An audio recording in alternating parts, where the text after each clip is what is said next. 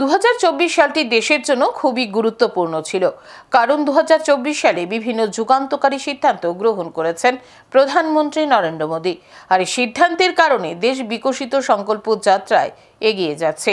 বুধবার প্রদেশ বিজেপি কার্যালয়ে সাংবাদিক সম্মেলন করে এই কথা বলেন সাংসদ রাজীব ভট্টাচার্য।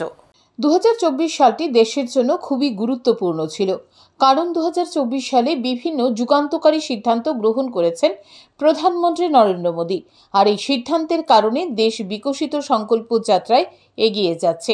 মহারাষ্ট্র ও হরিয়ানার বিজেপি সরকার প্রতিষ্ঠা হয়েছে, সেখানকার মানুষ নরেন্দ্র মোদীর উপর আস্থা রেখেছেন। বুধবার প্রদেশ বিজেপি কার্যালয়ে সাংবাদিক সম্মেলন করে এই কথা বলেন সাংসদ রাজীব ভট্টাচার্য।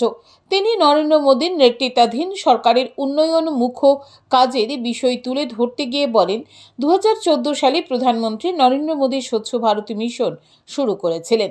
প্রতিটি বাড়িতে পাকা শৌচালয় নির্মাণের কর্মসূচি হাতে নিয়েছেন। এই সময়ের মধ্যে প্রায় 12 কোটি বাড়িতে পাকা শৌচালয় নির্মাণের ব্যবস্থা করেছেন প্রধানমন্ত্রী। এই প্রকল্প চালু হওয়ার ফলে প্রতি বছর 60,000 থেকে 70,000 শিশু মৃত্যুর লাগাম টানা গেছে। নরেন্দ্র মোদী প্রধানমন্ত্রী হওয়ার পর প্রধানমন্ত্রী জনধন যোজনা চালু করা হয়েছে।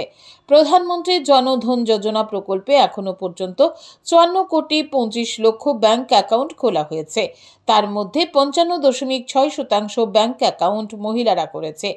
একটা সময় দেশের মহিলারা লাঞ্ছিত হতো। মহিলাদের আত্মসম্মান ফিরিয়ে দেওয়ার প্রয়াস করেছেন প্রধানমন্ত্রী। আমাদের মোদীজি দেশের প্রধানমন্ত্রী হওয়ার পর যে প্রকল্প চালু করেছিলেন সেটা হলো প্রধানমন্ত্রী জনধন যোজনা। আজকে এই জনধন যোজনার 1 দশক পর আমরা যে তথ্য আমরা পেয়েছি, সেখানে আমাদের এই যে ব্যাংক অ্যাকাউন্ট, অর্থাৎ গরিবদের ব্যাংক অ্যাকাউন্ট করার যে প্রকল্প, এটা আজকের দিনে বিশ্বের বৃহত্তম আর্থিক অন্তর্ভুক্তির প্রকল্প, যেখানে 55 কোটি 25 লাখ 54 কোটি 25 লাখ অ্যাকাউন্ট এখন পর্যন্ত ব্যাংক অ্যাকাউন্ট হয়েছে। এর মধ্যে আপনারা জেনে খুশি হবেন, 55.6% ব্যাংক অ্যাকাউন্ট এই মহিলারা করেছে। এক দেশ এক নির্বাচনের জন্য বিল নিয়ে এসেছেন প্রধানমন্ত্রী।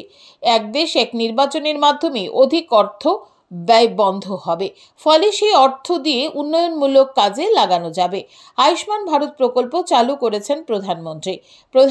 আয়ুষ্মান ভারত প্রকল্প বিশ্বের মধ্যে সর্ববৃহৎ প্রকল্প বলেও দাবি করেন সাংসদ রাজীব ভট্টাচার্য। সবচেয়ে বিশ্বের সর্ববৃহৎ যদি প্রকল্প হয়ে থাকে আয়ুষ্মান ভারত, গরিবদেরকে 5 লক্ষ টাকা পর্যন্ত চিকিৎসার দায়ভার আমাদের দেশের প্রধানমন্ত্রী নরেন্দ্র মোদীজি কাঁধে তুলে নিয়েছেন।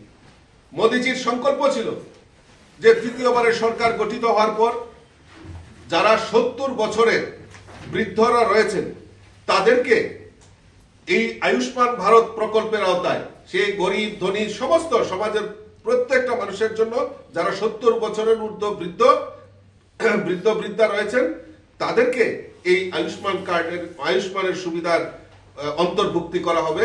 তার প্রচেষ্টা আমাদের মোদীজি করেছেন। এই দিন রাজীব ভট্টাচার্য আরও জানান, রাজ্যের মুখ্যমন্ত্রী ডাক্তার মানিক সাহার নেতৃত্বে রাজ্য সরকার রাজ্যের সার্বিক উন্নয়নে একের পর এক সিদ্ধান্ত গ্রহণ করে যাচ্ছে। মঙ্গলবার রাজ্য মন্ত্রিসভার বৈঠকে রাজ্যের 7 জেলায় ডেপুটি ডিরেক্টর অফ প্রসিকিউশনের অফিস নির্মাণের সিদ্ধান্ত গ্রহণ করা হয়েছে। এই অফিসগুলির জন্য 70টি শূন্যপদ সৃষ্টি করা হয়েছে। PA গ্রেড 2 100 জন স্টেনোগ্রাফার নিয়োগের সিদ্ধান্ত গ্রহণ করা হয়েছে। তার জন্য রাজ্যের মুখ্যমন্ত্রী ডাক্তার মানিক সাহাকে ধন্যবাদ জানান সাংসদ Rajib Bhattacharya. Bureau report, news today.